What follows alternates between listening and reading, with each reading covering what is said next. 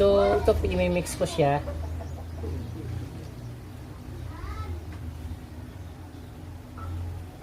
Habang magandang panahon, ito ang dami oh. Eh marami kasi ako lalagyan na paso. Mayigit 15 paso yung lalagyan ko.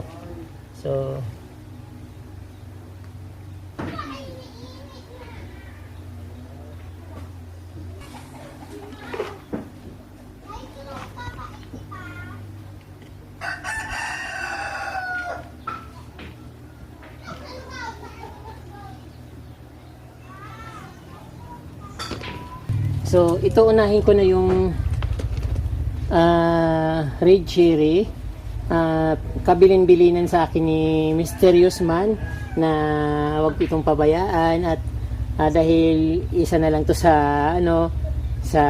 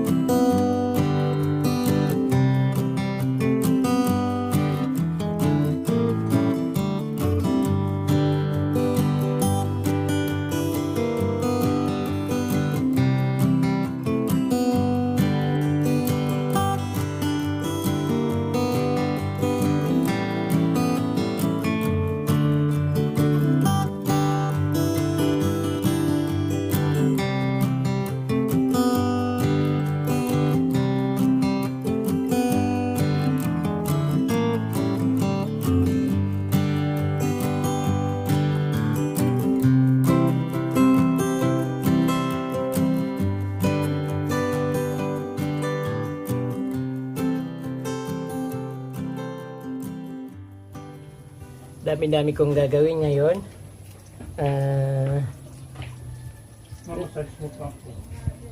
Napabayaan ko na yung mga halaman ko kaya kailangan, pero asikasuhin ko muna yung mga galing Manila kasi baka mamatay.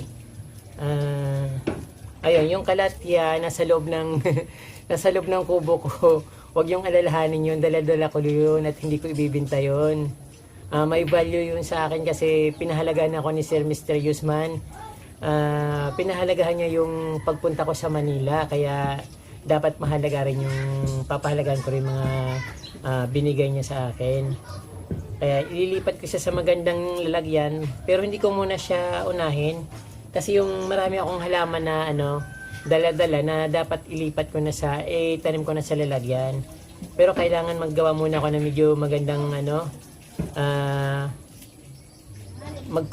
mag-compose ako ng coconut hash para magkaroon ng maganda. Bali gagawin ko 30% coconut hash tapos 70% na soil para medyo maganda naman yung pagtataniman ko.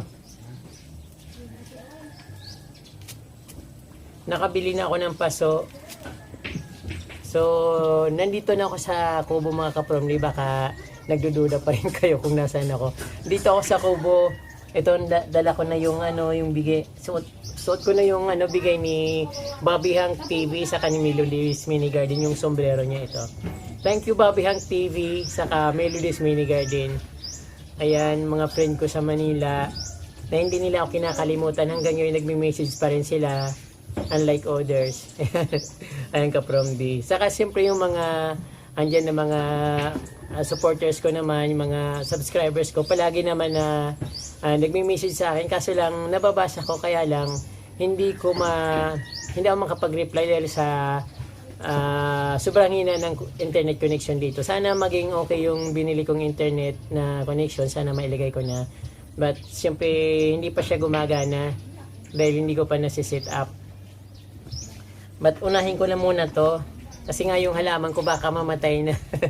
Ay, nasa planggana lang. Sayang Pinaghirapan ko pa naman yon. Saka yung ito yung ilalagay ko dito sa coconut coconut compost, may konting lupa Tapos ito, kasi ito yung ano, ang alam ko dito, hindi siya masyadong ano sa ano ba yan, hindi siya masyadong gusto ng tubig. So dapat hindi siya masyadong nainitan. Kasi sa mga gubat, yung tinutubuan nito kung saan siya nang nakukuha, ang ano doon is soil, pure soil, pero may mga dahon ng kahoy na nalalaglag. So ang gagawin ko dito, hindi lalagyan ko ng soil with coconut hash, baka just in case na gumanda siya lalo, ayun lang. Per experiment lang naman, pero subok na rin naman itong coconut hash with soil. Kasi yung mga dyan sa bundok-bundok, may mga ano yun, magaganda yung mga tubo nila, may mga coconut sila, may mga kasamang lupa. Ayun.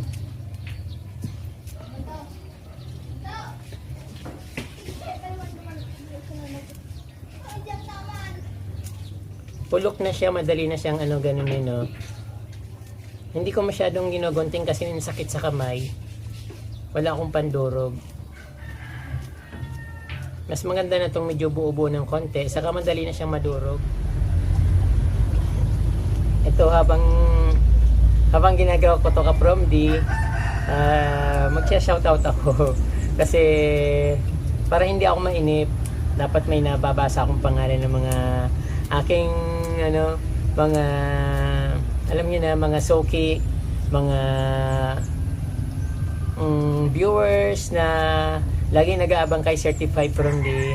Kaya shout out to Lani Baruga, Shirley Lopez, Bonita Rose Villalon of General Santos City, Mami Jinky, hello po Mami Jinky, ang ganda-ganda nyo po. Saka si kay Arlen Lara of Santa Rosa, Laguna, Santa Rosa City, Laguna. Ayan.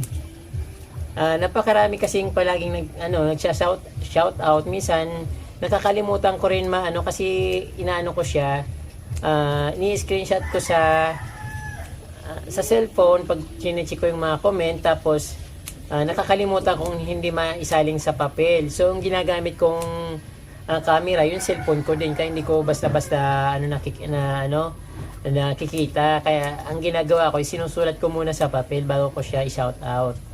Minsan nagbibideo ako, nasa camera yung ko i-shoutout ko, kaya minsan nakakalimutan ko na. Kaya ito, shoutout pa rin kay Maylin Alfonso from France. Nasa France na si Maylin. Nakarating na pala yung ng France si Certified From D.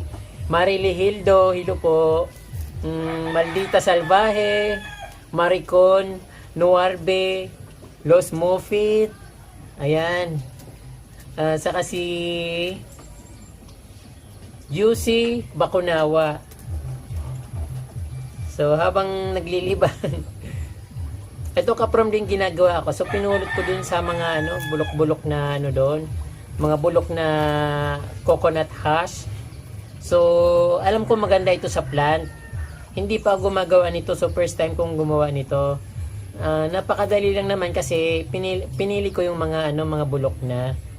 Kaya hindi masyadong mahirap, kahit ganin ko lang. Parang libangan ko nila maghapon. So mamayang hapon itatanim ko yung mga halaman na galing Manila.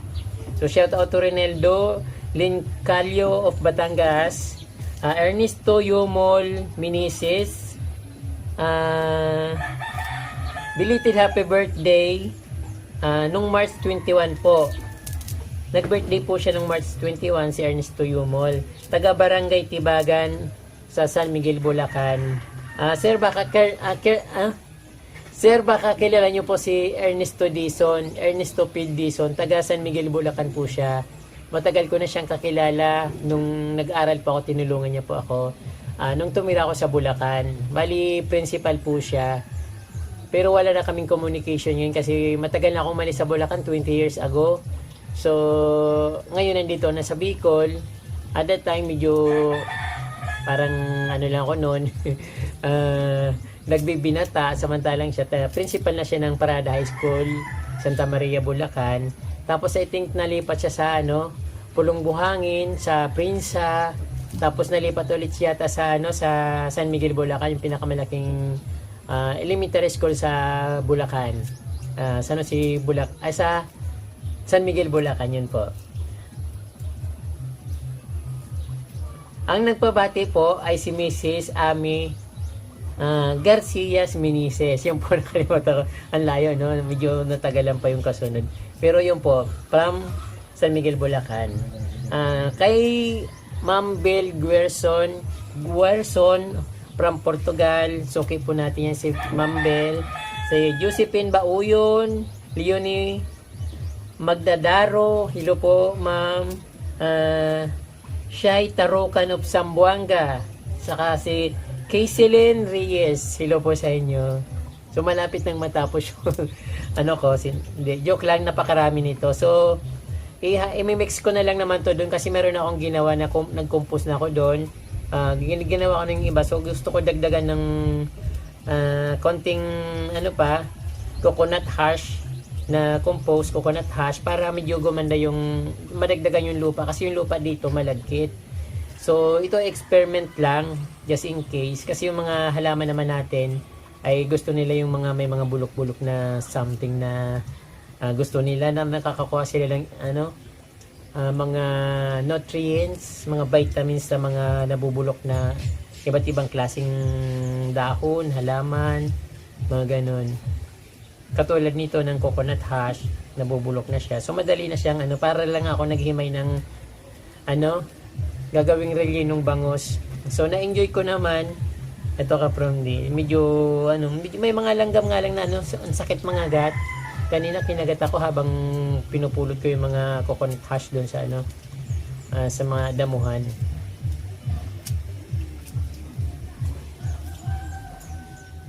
Shout out pa rin po kay Amelita Malakas of Batangas. Amibel Reyes, Pinopio of Batangas din siya, from Batangas. Saka si Sherlina Reyes. Tita Esther Vlog, hello po. Palagi ko po kayo nakikita sa comment section ng aking mga videos. Mang Ints of Qatar. Mang Ints. Vlogger ito si Mang Ints of Qatar. Saka si Rose Budota of Cavite. Shout out po. Medyo dudurog na itong ginagawa ko. Medyo lilitan ko ng konti para mas magandang ihalo sa lupa. So since na-enjoy ko lang niyon, para lang ako naglalaro, so okay na. Medyo magtatanghali na, kaya hindi naman maganda magtanim ng tanghali. Kaya medyo dapat paabutan ko na lang hapon para pag nailipat ko siya sa taniman, malamig. So andyan lang yung mga ililipat ko.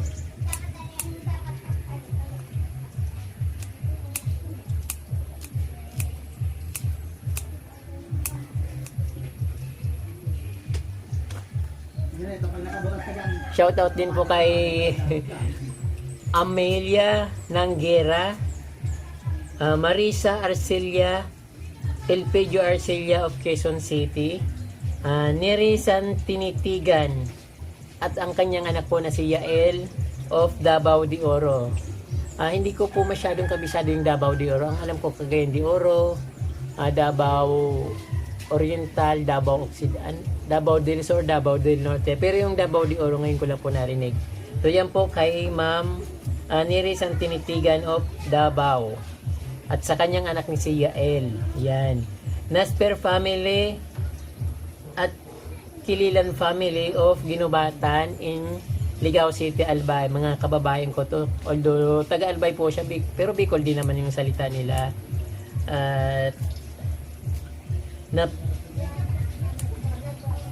Kay Ami rin po, Ami 14 of Angeles, Pampanga. Parang narinig ko na to sa Ami 14 kay Watchman Watchman Curry. Parang narinig ko yun dyan. Kay Rosalina Blanco of General Santos, General Trias Cavite. Ayan po. At Lolo Pel TV from Mama Isa. Lolo Pel TV is a YouTube channel din. So, pwede nyo rin po siyang bisitahin. Ayan po yung pa-shoutout ko ngayon. Pansamantala, tatapusin ko itong ginagawa ko.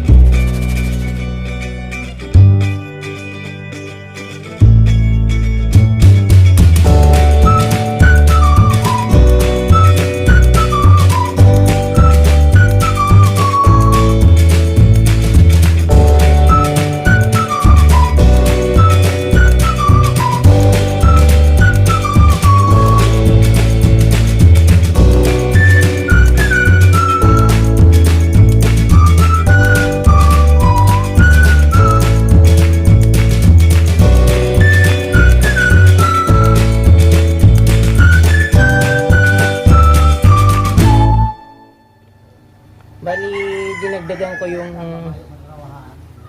lupa kasi masyadong marami yung nakuha kong coconut hash. Medyo para marami rin akong mataniman. So ito i-mix ko siya.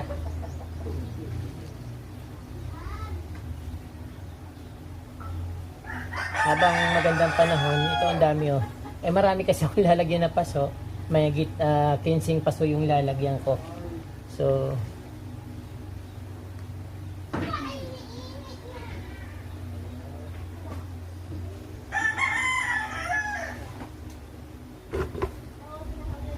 kasi alam nyo kapromdi, yung mga halaman sa gubat, hindi naman siya sa sa mga anong tawag doon? Hindi naman siya sa mga coconut hash or sa mga bark ng kahoy or sa mga dahon ng kahoy tumutubo. Sa mismong soil siya tumutubo kapromdi. Medyo medyo madilim sa mga kagubatan. Kaya hindi siya hindi sanay sa mga mainit na lugar. Katulad ng mga philodendron. So, kaya okay lang naman siyang itanim sa plain na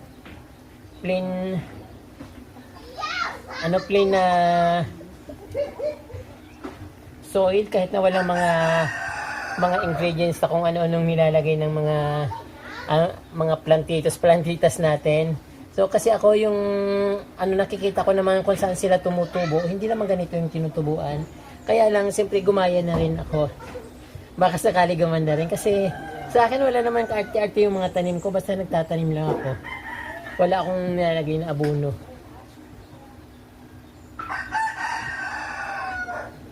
Ayun, maganda rin yung parang malambot siya.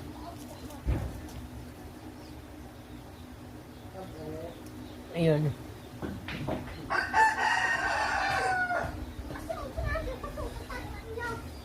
Saka ko lalagyan ko yung mga paso na tatinamin ko ng halaman.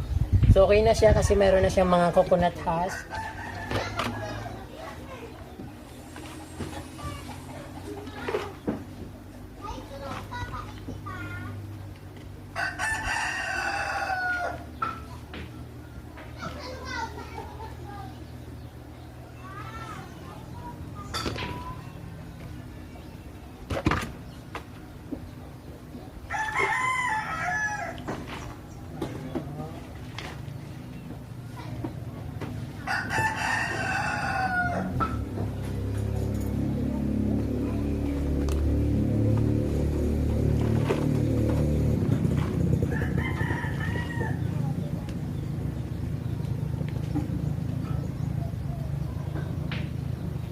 hindi ko na masyadong punuin.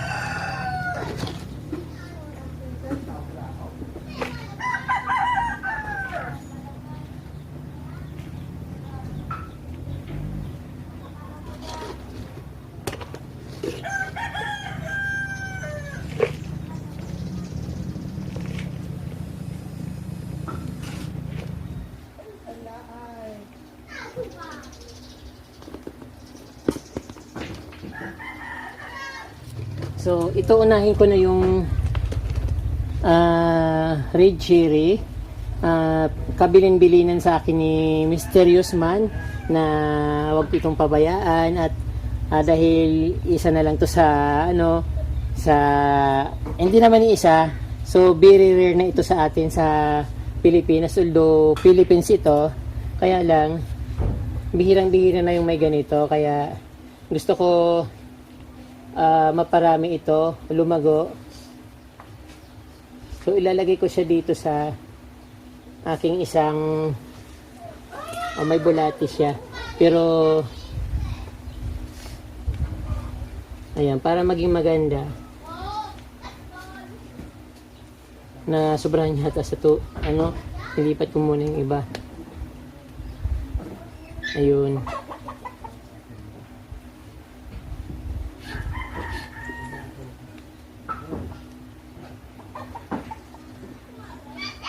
Ayaw kong masyadong malagana ng lupa kasi baka mabulok. Ayun.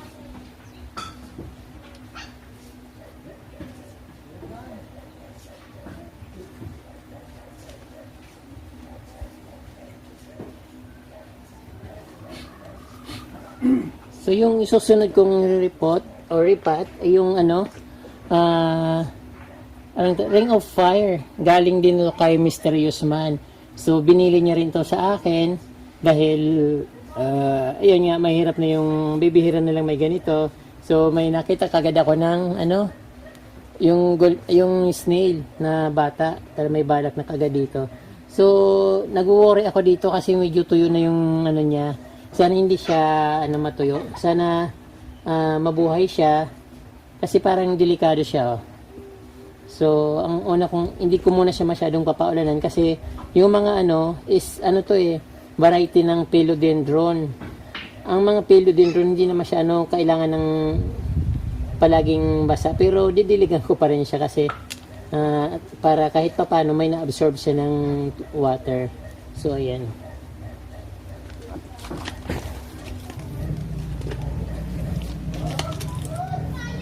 So ang pangalawa kong ireripat o repot ay yung Melaloni. Alam ko hindi ito rare, pero napakarami nito nakita ko sa Silang Cavite, sa Laguna, saka sa saan tawag na, sa Bulacan. Ang dami nito, ang mahal, depende sa laki ang bintahan. Siguro pag ganito kaliit, so hindi ko alam kung magkano. Basta ang pinakamalaki nitong nakita ko, mga malaki talaga is magkakahalaga ng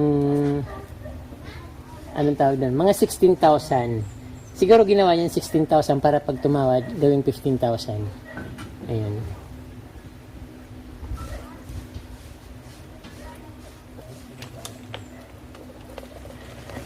Umugat na siya. Ay. Oh, yeah. Dumi ng itim. Teka lang. Malaki yung puno niya. Malaki yung laman.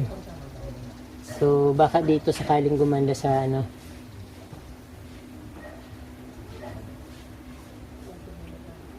babawasan ko ng lupa. Saka ko na lang ibalik.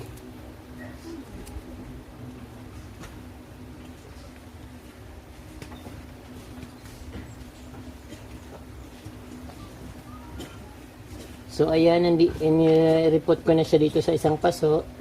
Sana gumanda. Nagkaroon na nga siya ng bagong talbos eh.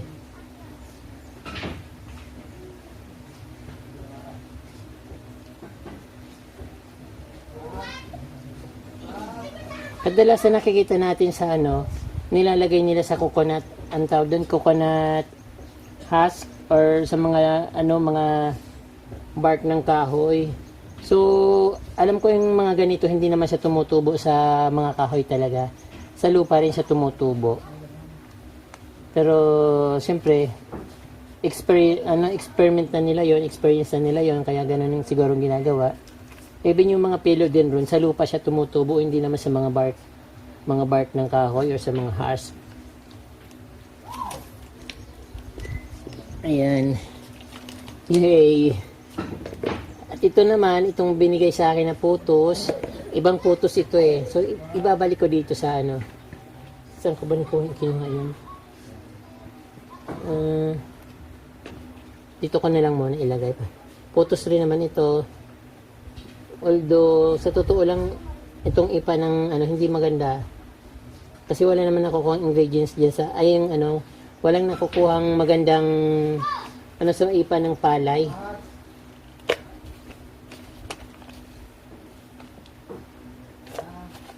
Bawasan ko siya. So, dito ko itatanim.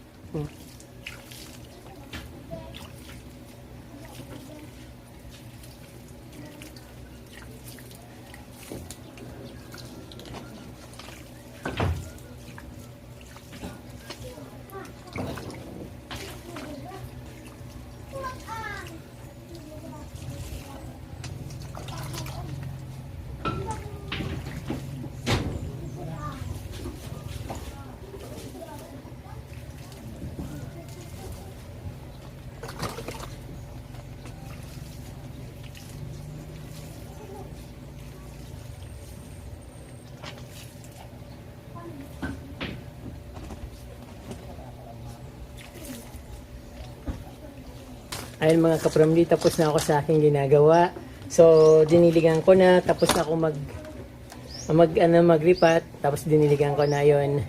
Sana nagustuhan yung aking munting kaalaman, munting video na sana marami kayong napulot na idea, hindi man technique or idea lang, munting idea kasi hindi naman ako eksperto sa paghahalaman. Kaya yung kapramli, sana nagustuhan nyo. Huwag nyo sanang kalimutan mag-subscribe sa aking channel dahil napakarami ko pang magagandang videos at mga idea kung paano ako magtanim ng halaman. Ayan kapramli. Marami pong salamat. Mabalos.